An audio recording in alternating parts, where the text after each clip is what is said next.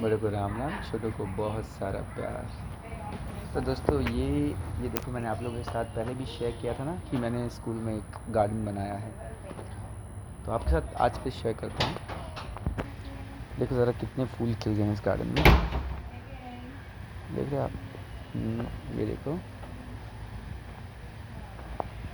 बहुत वैरायटी लगाई थी मैंने फूलों की यहाँ पे। और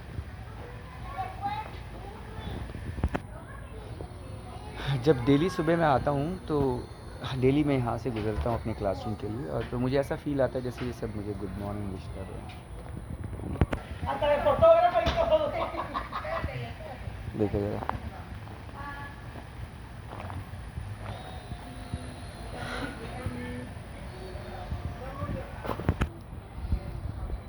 अच्छा लगता है मुझे ये।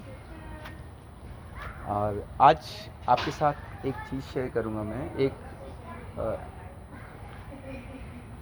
वो चीज़ जो इंडिया से अमेरिका आने पे इस प्रोफाइल के अंदर जिसने मुझे सबसे ज़्यादा परेशान किया, या फिर जो सबसे ज़्यादा चैलेंजिंग थी मेरे लिए, वो था, देखो, एज ए टीचर सबसे ज़्यादा चैलेंजिंग क्या होगा। नॉर्मली हमारे दिमाग में कॉन्सेप्ट आएगा कि नॉर्मली हमारे दिमाग में जो थॉट आएगा वो ये आएगा कि सबसे ज़्यादा चैलेंजिंग होगा कि आप एक ऐसे ग्रेड को पढ़ा रहे हो या फिर आप एक ऐसा सब्जेक्ट पढ़ा रहे हो जिस सब्जेक्ट में आप खुद कंफर्टेबल नहीं हो, जिस सब्जेक्ट में आपका खुद अच्छा होल्ड नहीं है।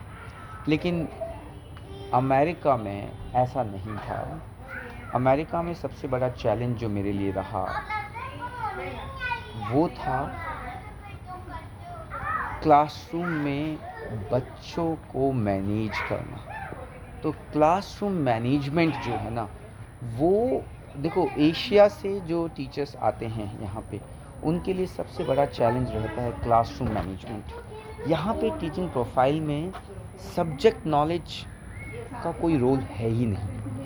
सब्जेक्ट नॉलेज कहीं से कहीं तक कोई रोल इसका है ही नहीं।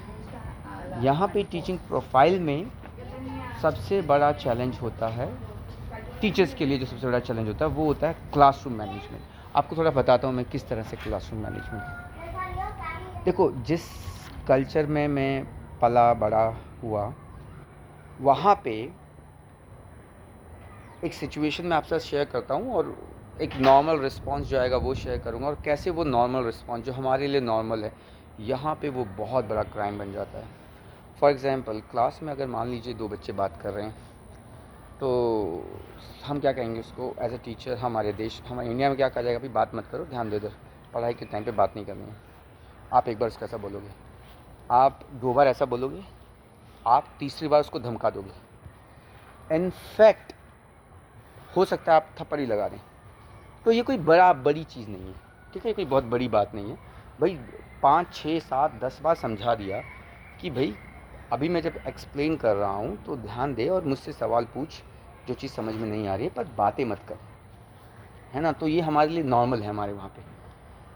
लेकिन अमेरिका में हाथ उठा दिया तो समझो सीधा पुलिस आने वाली है और आप सीधा जेल में जाएंगे, और टीचिंग प्रोफेशन को आप भूल जाओ। तो मतलब कि वो तो एक्सट्रीम लेवल हो गया। अब हम जिस कल्चर में आए थे वो चीज़ नॉर्मल थी, तो हमारे लिए अपने आप को उस एक्सटेंट तक जाने से रोकना बहुत मुश्किल रहता है, ठीक है। पहले तो ये चैलेंज रहा, भाई ये काम तो हो ही नहीं सकता किसी भी हाल में। तो अब जब आप अपना फ्रस्ट्रेशन, अपना गुस्सा इस तरह से नहीं निकाल सकते हैं, तो आपके अंदर फ्रस्ट्रेशन, आपके अंदर ही वो आपका खून उबलता रहेगा, और आप अंदर से ब्लड प्रेशर आपका हाई होगा, और सारी प्रॉब्लम्स आपके साथ होनी शुरू हो जाएंगी।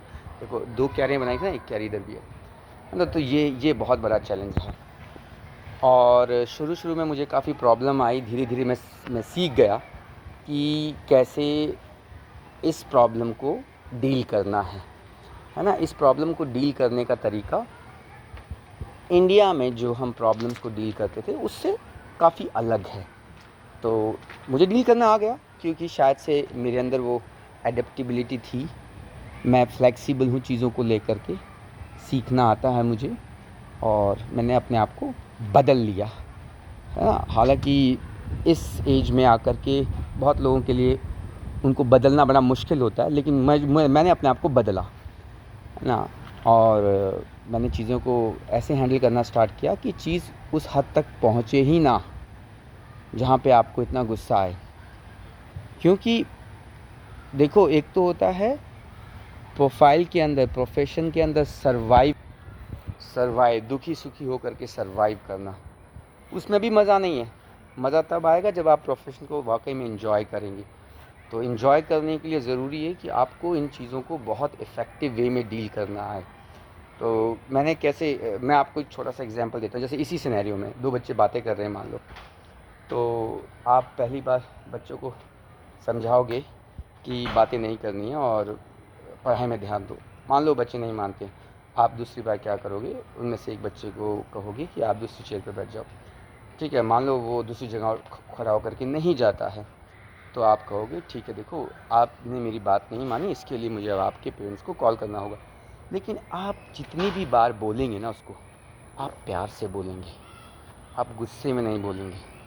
ठीक है, ये कुछ चीज़ें हैं भाई, ये बतानी आसान है, बट अपने व्यवहार में लेके आना वाकई में मुश्किल होता है और टाइम लगता है इनको।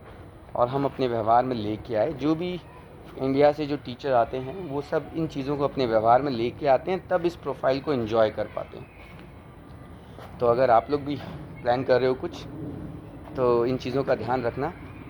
और देखो, मैं ये नहीं कह रहा हूँ कि कौन सी चीज़ अच्छी है, कौन सी चीज़ बेहतर है। मतलब कि मैं इसमें इंडिया और अमेरिका में जो टीचिंग वेज़ हैं उनका कंपैरिज़न नहीं कह रहा हूँ। हाँ, देखो, मेरी पर्सनल बिलीफ हमेशा से ये रही है कि मारना, पीटना, धमकाना, डरा करके काम लेना, वो is not a part of a civilised world. सभ्य समाज का मतलब ही ये होता है जिसमें से डर ख़त्म किया जाए, डर ख़त्म किया जाए। अब आप इसमें बहुत से लोग ऑब्जेक्शन ये कर सकते हैं कि नहीं, गलत चीज़ों के लिए तो डर हमेशा रहना चाहिए। बिल्कुल सही बात है कि गलत चीज़ों के लिए डर रहना चाहिए, पर गलत चीज़ क्या होती है इसकी परिभाषा को समझना ज़रूरी है। क्या जो बच्चा क्लास में जब टीचर पढ़ा रहा है, वो बच्चा तब अगर अपने दोस्त से बातें कर रहा है, क्या ये गलत है वाकई में? ज़रा उस बच्चे के लेवल पे जा कर के देखो। टीचर पढ़ा रहा है, मान लीजिए 2+3=5, और वो बच्चा जब सुबह घर से आया तो उसकी मम्मी ने उसको ब्रेकफास्ट में आज कुछ ऐसा बना के दिया है जो उसके दोस्त को बहुत पसंद है। तो ऑब्वियस है वो घर से ही सोचता हुआ आ रहा था, मैं अपने दोस्त के साथ शेयर करूँगा कि आज मैं वो लेके आया हूँ। और लेकिन वो बातें बताना चाहता है, और वो जो चीज़ है ना, वो उसको इंस्टेंट प्लेज़र देती है ना। जब वो दोस्त से बात करेगा, दोस्त के साथ वो शेयर करेगा, बताएगा उसको, देख देख मैं वो लेके आया हूँ। तो उसके लिए टीचर जो बोल रहा है 2+3=5, वो इतना सिग्निफिकेंट नहीं है। वो उस बात को नहीं समझ सकता कि वो सिग्निफिकेंस रखता है। उसके लिए तो यही बात इम्पॉर्टेंट है। तो ये तो नेचुरल बिहेवियर है बच्चे का, इसमें कोई बहुत बड़ा गुनाह नहीं है ये, जिसको हम एक बहुत बड़े गुनाह की तरह ले लेते हैं। देखो ज़रा इस पर, ये मधुमक्खियाँ आने लग गई हैं, देख रहे हैं आप। तो मुझे बड़ा अच्छा लगा कि यहाँ पे तितलियाँ भी आती हैं। तो चलिए, बहुत अच्छा टाइम रहा अमेरिका में। मैंने आपके साथ एक चीज़ शेयर करी, आगे भी और कुछ ऐसी चीज़ें मिली तो आपके साथ शेयर करूँगा। तब तक के लिए गुड बाय।